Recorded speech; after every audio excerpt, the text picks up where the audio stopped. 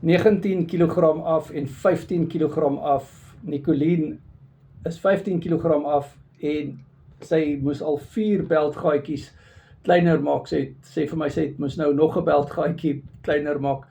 En Johan is ontslaaf van 19 kg en sy gout, sy bloeddruk is mooi. En hy sê vir my, hy het gegaan van 'n 48 PT broek en daar's nou 'n PT broek van hom wat size 42 is, wat pas, en die gaan ook nou al te groot wees. So, breinwasigheid is weg vir Nicoline en middagmoegheid is weg, haar bloeddruk het ook gestabiliseer.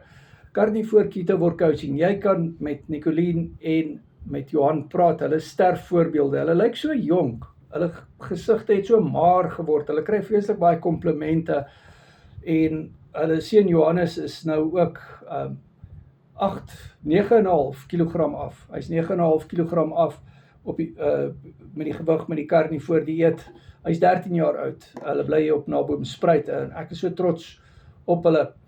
En julle kan met hulle praat op Mindset episode 39 wat môre aand 6uur, dit is donderdag aand 6uur plaasvind op Google Meet. En die coaching vriende het toegang tot dit. Ons doen video-opnames van dit in geval jy dit mis.